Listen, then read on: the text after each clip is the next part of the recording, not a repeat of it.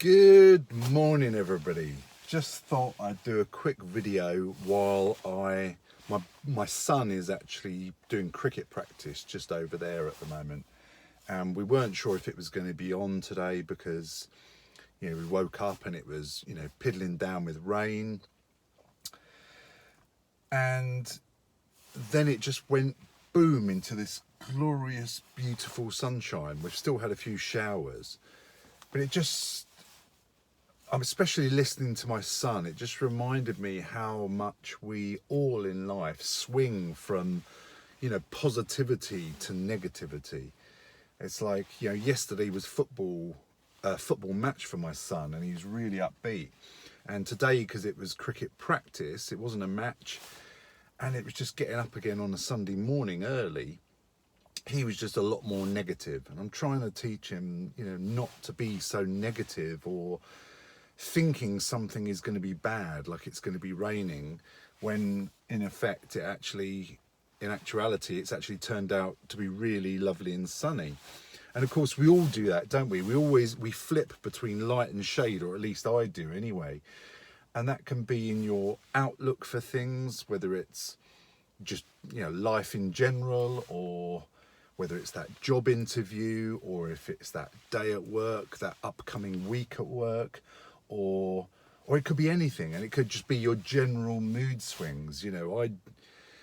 I definitely recognize in myself that I have real highs and real lows, and I don't think I'm sort of bipolar, but there's definitely an element of that with me, and I'm sure there's an element of that with you and with everybody, really, that you go up and down, don't you, in this sort of rhythm and cycle of life, of highs and lows.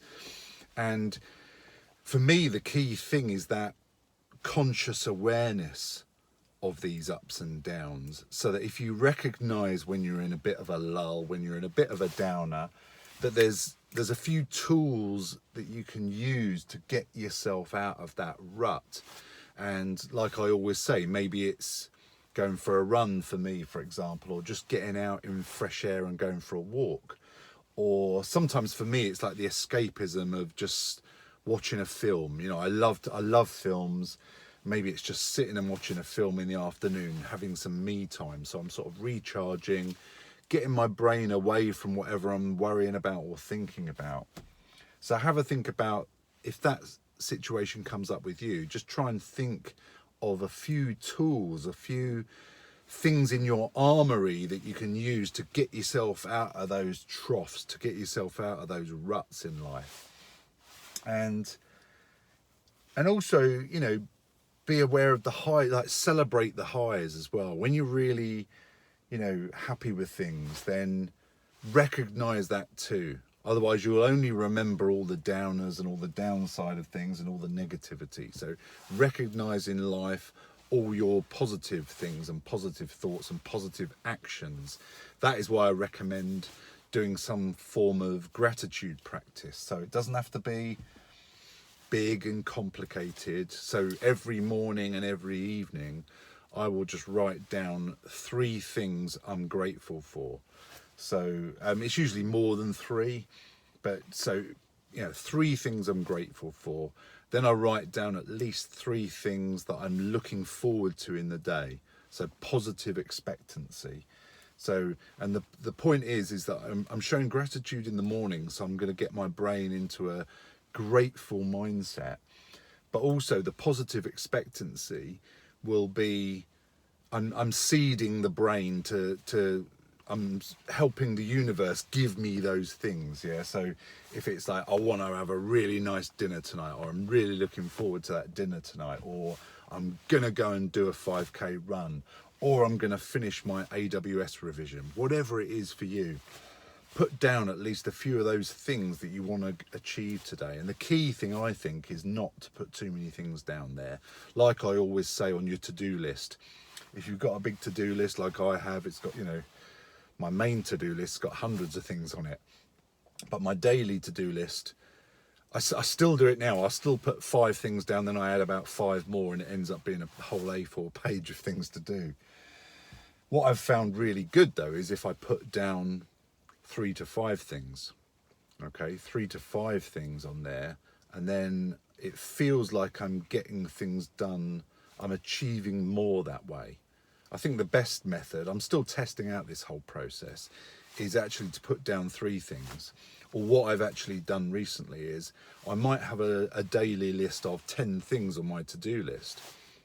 And what I do is just get a highlighter and highlight the 3 things I'm going to do first. And even something as simple as that, right? You might be laughing at me, right? I find it really hard if I've got my list of things to do, I highlight 3. I find it really hard just to focus and do those 3 things, right? Now, why is that? It's, I start looking at other things thinking, oh yeah, I'd quite like to do that one next, or that one's easy.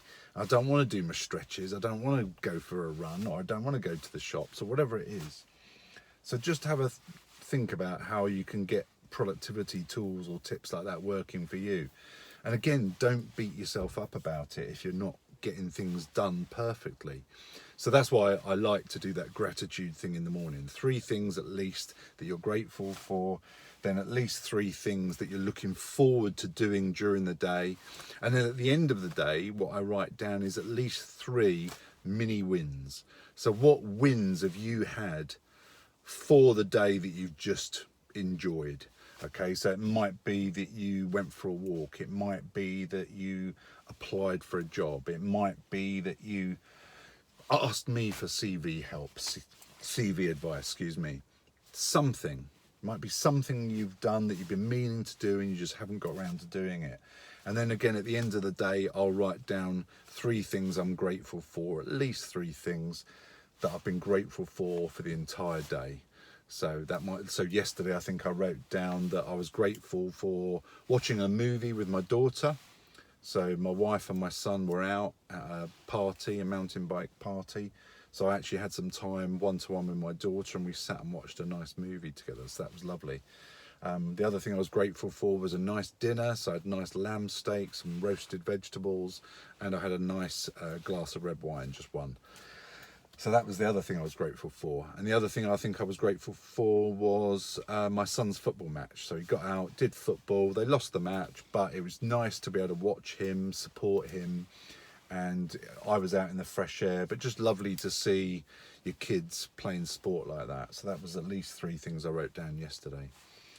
So yeah, just coming back to that, the light and dark, the sun and rain, the ups and downs of life. If you're struggling with things, that's when, really lots of it comes down to communication, doesn't it? Communication or connection. So connect or communicate with people in your life, or connect with people in the group, or just put a post out saying, I feel shit today because of this, not as an attention seeking thing, but just, use the community, use the group, email me, DM me. I'm quite happy to have a conversation with anybody at any time of the day. Okay, my door is always open for you. Okay, and similarly, if you're, I always say, if you're looking for work and you're not getting the interviews, just keep coming back to the basics. If you're not getting the interviews, are you targeting the right jobs?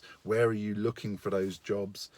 Is your CV in good shape, of course? So I still had a few people this week saying, yeah, I had my CV done a while back. I don't think I need your help.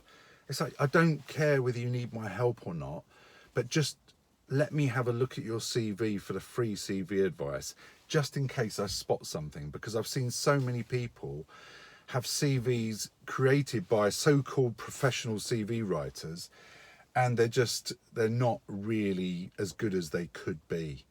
And so if you just take that one bit of advice from me, that could just change it for the better. So if you're not getting commended on your CV, you're not getting as many interviews as you would like, definitely look at your CV first, then look at your LinkedIn profile. Is there a mismatch? Because I see some okay CVs, then I look at the LinkedIn profile and think, I wouldn't bother interviewing that person. And if that recruiter does the same thing that I just did, discounts you on one of the 2 things, your CV or your LinkedIn profile, then you're screwed, aren't you? So reach out to me if you need any help. I would love to help you. Have a fantastic rest of the weekend, okay? Bye.